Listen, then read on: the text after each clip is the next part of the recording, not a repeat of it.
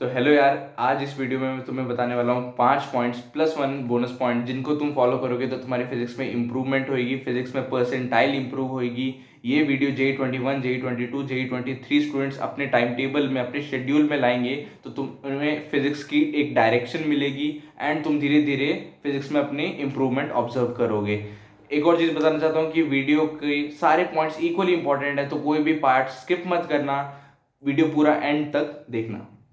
Another thing in which JEE aspirants are suffering is that they know how to prepare for JEE examination, what study material to follow, but they don't know how to go about it, how to strategize your JEE preparation. And for that, I found a really useful book, and that is a plan that actually works by Anak Prasad, and he is an IIT Delhi alumnus who scored All India rank 1 in JEE Mains and 66 in JEE Advanced 2013. And over the years, he noticed that there is a similar pattern between the students or the toppers, and that is they know how to prioritize things and also they are a good planners. So this book will tell you how to be a good planner and what thing to do at what time of your preparation efficiently to save your time. Link I'll give in the description box below. Don't forget to check this out. This would really help you a lot. तो शुरू करते हैं video. मैं हूं Akash Ramaut from IIT Roorkee first year student, and मैं ऐसा ही content लाता रहूँगा। तो अगर तुम्हें वीडियोस यूजफुल लगे एंड मैं जेन्युइन लगूँ then please do subscribe, it would mean a lot. Move करते हैं फर्स्ट पॉइंट की तरफ, एंड फर्स्ट पॉइंट है कि solve variety of questions in physics. बहुत लोग ये करते हैं, जिसको मैं एग्जांपल्स के साथ डेमोन्स्ट्रेट करता हूँ कि एक पर्सन ए है जो एक चैप्टर में फॉर एग्जांपल 5 टॉपिक्स हैं, एक बंदा हर टॉपिक के 100 क्वेश्चन कर रहा है तो उसने उस पूरे चैप्टर के 500 क्वेश्चंस किए। दूसरा पर्सन है जो वो 30 to 40 क्वेश्चन कर रहा है हर टॉपिक के, तो उसने लगभग 150 से 200 क्वेश्चंस किए हर चैप्टर के। दैट मीन्स इसने 2.5 टाइम्स ज्यादा टाइम लिया पर्सन ए ने, और पर्सन बी ने 2.5 टाइम्स कम टाइम लिया कंपेयर टू पर्सन ए। अब पर्सन बी है, इसने 30 to 40 क्वेश्चन हर टॉपिक में से किए हैं। दैट मीन्स इसने लगभग सारी वेराइटी टाइप ऑफ क्वेश्चन कर लिए होंगे हर टॉपिक में से। तो एक बार तुमने सारी वेराइटीज कवर कर ली उस टॉपिक की, तो उसके एक्स्ट्रा क्वेश्चंस करने के सेम पैटर्न पे कोई मतलब नहीं है। वो टाइम वेस्ट कर रहे हो, तुम अपना टाइम किल कर रहे हो, उनसे रैंक इंप्रूव नहीं होगी। इंप्रूव होगी तुम ज्यादा वेराइटी करो। एक बार अगर कुछ किसी टॉपिक का कंसेप्ट समझ में आ गया है तो उसके एक्स्ट्रा क्वेश्चन करने का कोई मतलब नहीं है। तुम्हें समझ आना चाहिए कब स्टॉप करना है। दैट मीन्स कि उसने अपना टाइम एक्स्ट्रा लगाया है, इससे बढ़िया कि वो अगले चैप्टर को टाइम देता, अगले सब्जेक्ट को टाइम देता। डेट मीन्स उसका ज्यादा इंप्रूवमेंट होती है। तो तुम समझ गए होगे आई गेस कि एक प्रिसाइज नंबर ऑफ क्वेश्चन करने हैं हर टॉपिक में से, एक्स्ट्रा नहीं करने हैं। जब तुम्हें लग रहा है कि वैरायटी इवेपोरेट होगी, वैरायटी पूरी सैचुरेट हो चुकी है उस टॉपिक की, देन मीन्स तुम्हें अगले टॉपिक पे शिफ्ट करना है, उस टॉपिक के तुमने क्वेश्चन कर लिए हैं।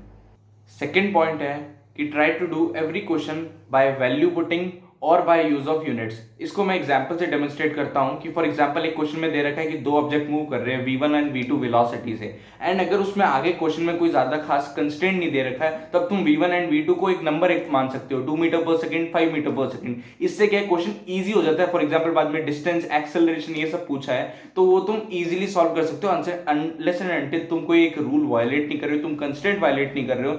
तो एक हैबिट में डालो कि अभी प्रैक्टिस करते वक्त ही वैल्यू पुटिंग ज्यादा करोगे ताकि तुम्हें पता चले। फॉर एग्जाम्पल अगर वैल्यू पुटिंग एग्जाम में अप्लाई हो जाती है तो जो 4 मिनट का क्वेश्चन है वो 1 मिनट में कन्वर्ट हो जाता है, तुम्हारा 3 मिनट टाइम सेव हो जाता है एग्जाम में, जो कि बहुत एक बड़ी बात है। एंड रिगार्डिंग यूनिट्स की बात, तो कभी कभार क्या होता है जेईई मेंस में ऐसे क्वेश्चंस आ जाते हैं कि जिसमें for example at the end तुम्हें डिस्टेंस पूछा है, डिस्टेंस की यूनिट होती है मीटर्स या किलोमीटर्स, और अगर आंसर में मीटर पर सेकेंड या मीटर पर सेकेंड स्क्वायर है तो वो ऑप्शन इजीली एलिमिनेट हो जाएंगे और तुम्हारा टाइम सेव हो जाएगा उसके अंदर। थर्ड पॉइंट वुड बी कि स्ट्रेंथन योर कंसेप्ट फर्स्ट। जब भी तुम क्वेश्चन करने वाले हो, क्वेश्चन पे मूव करने वाले हो, उससे पहले उस टॉपिक के या उस चैप्टर के सबसे पहले तुम्हारे कंसेप्ट अच्छे से क्लियर होने चाहिए। बेसिक्स क्लियर होंगे, कंसेप्ट क्लियर होंगे, तब तुम ज्यादा अमाउंट में क्वेश्चन कर पाओगे, ज्यादा सही कर पाओगे, एंड डिमोटिवेशन या डिप्रेस होने के चांसेस तुम्हारे कम हो जाएंगे। एंड बेसिक्स अगर तुम्हें बुक चाहिए तो मैं रिकमेंड करता हूँ HC वर्मा। तुम्हारे बेसिक्स बहुत अच्छे स्ट्रेंथन हो जाते हैं उस बुक से। ऑफकोर्स एडवांस की प्रिपरेशन के लिए इतना हेल्पफुल नहीं है, बट मेंस के या फिर एकदम बेसिक क्लियर करने के लिए it would be best. Link मैं नीचे डिस्क्रिप्शन बॉक्स में दे दूंगा तो तुम उसको चेकआउट कर सकते हो। फोर्थ पॉइंट वुड बी कि solve every question by drawing diagram and by writing mathematical equation for it first। जब भी तुम सॉल्व कर रहे हो क्वेश्चन, एडवांस में ज्यादातर ये होगा कि क्वेश्चन आएंगे आधे आधे एक एक पेज के, तो वो बहुत ज़्यादा कॉम्प्लेक्स होते हैं, समझ में नहीं आते हैं। ईजी करने के लिए सबसे पहले जब भी क्वेश्चन में दिया हो उस सारी इंफॉर्मेशन को इक्वेशंस में लिख दो। v equals to 10, d equals to 20 kilometre, t equals to 5 seconds. ये सब इक्वेशन छोटी छोटी इक्वेशन में लिख दोगे एंड उस सिचुएशन का एक डायग्राम बना दोगे जिसको तुम लेबल कर दोगे क्या क्या सिनेरियो, किस सिचुएशन से क्वेश्चन बता रहा है, क्या समझाना चाह रहा है, तो वो पूरा क्वेश्चन इजी हो जाता है। तो तुम्हें सामने एक सिचुएशन का एक अच्छे से ओवरव्यू मिल जाता है, तुम्हें पता चल जाता है कि तुम्हें क्या फाइंड करना है, क्या क्या सीन चल रहा है। वरना वो एक पेज को देख के मतलब कि ज्यादातर यही होता है कि क्वेश्चन लोग स्किप कर देते हैं। तो सबसे बढ़िया अप्रोच होती है कि एक बार डायग्राम बनाओ, उसको विजुअलाइज करो कि क्या क्या अप्रोच हो रही है, क्या क्या हो रहा है क्वेश्चन में, एंड तब उसको अटेम्प्ट करने की कोशिश करो। इससे कॉन्फिडेंस भी आएगा और क्वेश्चन को सॉल्व करने में ईजीनेस रहेगी एंड जल्दी सॉल्व होगा question. Fifth point would be कि सबसे पहले जब भी कोई क्वेश्चन तुम्हें आए नहीं तो उसको कम से कम 3 बार अटेम्प्ट करना है। कैसे? फॉर एग्जांपल जैसे कि तुमने फर्स्ट बार अटेम्प्ट किया, तुम्हें क्वेश्चन नहीं आया, फिर तुमने अगले टाइम थोड़े कुछ टाइम बाद सेकंड बार ट्राई करो उस क्वेश्चन को करने का। क्यों? क्योंकि कभी कभार होता है कि फर्स्ट अटेम्प्ट में क्वेश्चन नहीं होता बट सेकंड टाइम में कोई थिंग स्ट्राइक कर जाती है, कोई ऐसी चीज जो मिस कर रहे थे अपन फर्स्ट टाइम में लेकिन सेकंड टाइम में स्ट्राइक कर जाती है, तो वो बाद में आ जाती है, तो क्वेश्चन हो जाता है। अब अगर 2 अटेम्प्ट के बाद भी अगर तुमसे क्वेश्चन नहीं हो रहा है तब जाके तुम्हें अपने टीचर या फिर गार्जियन से जाके क्वेश्चन पूछना चाहिए, वो तुम्हारे सामने सॉल्व करे, तो वो हो जाएगा तुम्हारा थर्ड टाइम क्वेश्चन को देखना। एंड फिर जब वो सॉल्व करते हैं उसके बाद घर जाके या फिर थोड़े टाइम बाद 1 दिन के अंदर वापस तुम्हें खुद को सॉल्व करना है उस क्वेश्चन को अपने हाथों से। अब एक क्वेश्चन तुम्हारे सामने 4 बार आ चुका है जो तुमसे नहीं हुआ, वो भी एक अच्छे लेवल का क्वेश्चन। दैट मीन्स अगर तुमने उस क्वेश्चन को 4 बार देख लिया है तो तुम्हें वो मेमोराइज हो चुका है। अब एग्जाम में उसके आसपास का या फिर उससे सिमिलर कोई भी क्वेश्चन हुआ तो तुम डेफिनेटली उसमें स्कोर कर सकते हो, वो क्वेश्चन गलत होने के चांसेस नहीं है एंड उसको जल्दी स्कोर कर सकते हो, जल्दी उसको अटेम्प्ट कर सकते हो। तो टाइम भी बचेगा तुम्हारा, एनर्जी बचेगी भी और मार्क्स भी आ जाएंगे।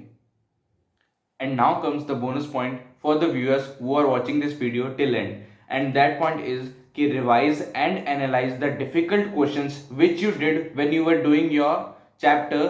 लेकिन मतलब कि जो क्वेश्चंस जो फर्स्ट और सेकंड अटेम्प्ट में तुम्हारे से हो गए थे लेकिन वो एक अच्छे लेवल के क्वेश्चंस थे। अब मेरे साथ क्या इशू होता था कि जब मैं प्रैक्टिस में होते हैं, जब अपन क्वेश्चंस जब वो चैप्टर कर रहे होते हैं तब वो डिफिकल्ट क्वेश्चन हो जाते हैं, बट अगर अपन बहुत टाइम बाद उस चैप्टर को उठाएं, बहुत टाइम बाद जब उसको रिवाइज भी नहीं किया हो तब करने की कोशिश करते हैं उस डिफिकल्ट क्वेश्चन को, तो नहीं हो पाता। तो इसके लिए what I used to do कि सबसे पहले जो भी डिफिकल्ट क्वेश्चन होता था उसको मैं मार्क कर लेता था, स्टार मार्क कर लेता था और उसका सोल्यूशन एक कॉपी में रख देता था ताकि वो आसानी से मिल जाए। एंड जब भी मैं बाद में उस चैप्टर को रिवाइज करता था तो वो क्वेश्चन जरूर करता था जो उस टाइम पे हो गए थे फर्स्ट सेकंड अटेम्प्ट में, लेकिन वो अच्छे लेवल के क्वेश्चंस थे। तो अगर वो क्वेश्चंस रिवाइज करता था चैप्टर को तो उनको करता था, और अगर तब भी नहीं होते थे तो मैं सोल्यूशन देख लेता था ताकि वो चैप्टर्स और के क्वेश्चंस जो इंपॉर्टेंट है वो रिवीजन में रहे और उनको अपन भूले नहीं और एग्जाम्स में आए तो अपन आसानी से सॉल्व कर सके। तो डेट वाज इट यार, ये थे 6 के 6 पॉइंट्स। एंड ट्राई करना इन सबको इंप्लीमेंट करने की, सुनने से कुछ नहीं होता, अगर तुम इंप्लीमेंट करोगे तभी तुम रिजल्ट्स देखोगे। तो इन सबको इंप्लीमेंट करना, इन सब के रिजल्ट्स बताना मुझे कमेंट बॉक्स में, और तब तक के लिए चलते हैं, मिलेंगे अगली वीडियो में। Bye bye, take care.